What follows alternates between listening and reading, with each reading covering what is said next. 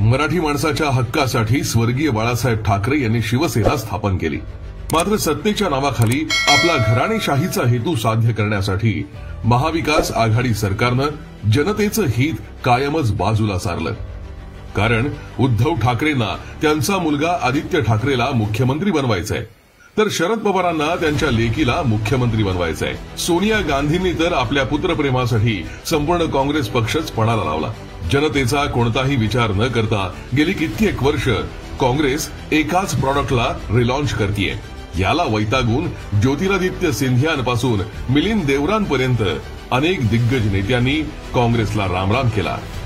पण भाजपमध्ये असं चित्र नाहीये।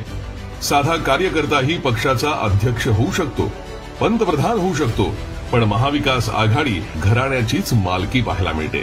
उद्धव ठाकरेंनी स्वतः आदित्य ठाकरेला मुख्यमंत्री बनवायची इच्छा वारंवार बोलून दाखवली आहे। मला करायचं आदित्यला मुख्यमंत्री, तुम्ही निवडून दिला तर होणार, जनतेने निवडून दिलं पाहिजे। पण यामध्ये जनतेच्या हिताचा काडी मात्रही विचार करण्यात आला नाही। उद्धव ठाकरेंच्या याच घराणेशाहीच्या लालसेपोटी आधी नारायण राणे, राज ठाकरे, एकनाथ शिंदे यांच्यासह अनेक दिग्गज नेत्यांनी त्यांची साथ सोडली। फक्त आपल्या कुटुंबापुरता विचार करणारा नेता कधीही या राज्याचं भलं करू शकणार नाही, हेच त्यांच्या आतापर्यंतच्या कारकिर्दीतून दिसून आलंय। आपल्याच घरात मुख्यमंत्रीपद यावं या शर्यतीमध्ये शरद पवारही मागे नाहीत। त्यांनाही आपल्या लेकीला मुख्यमंत्री बनवायचंय। इतकंच काय, तर मी परिवारवादी असल्याचं सुप्रिया सुळे वारंवार सांगत असतात, पण यावेळी त्यांनी पक्षाच्या इतर दिग्गज नेत्यांचा विचारही केला नाही। शरद पवारांनी राष्ट्रवादीच्या 25व्या वर्धापन दिनाला सुप्रिया सुळेंना राष्ट्रीय कार्यकारी अध्यक्ष म्हणून नियुक्त केलं, पण यावेळी अहोरात्र काम करणाऱ्या अजित पवारांचा त्यांना पूर्णपणे विसर पडला।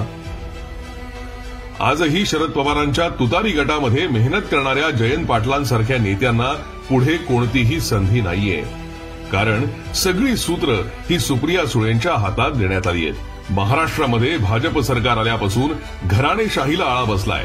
पंतप्रधान नरेंद्र मोदी यांनी या देशाचा सर्वांगीण विकास करण्याचा ध्यास घेतलाय। त्यामुळे जनतेलाच लुबाडू पाहणाऱ्या या विरोधकांना आता कायमचं घरी बसवण्याची वेळ आलीय। कारण महाराष्ट्राच्या जनतेला आणखी समृद्ध करण्यासाठी पंतप्रधान नरेंद्र मोदी आणि राज्यातल्या दिग्गज नेत्यांनी तशी गॅरंटीज घेतलीये।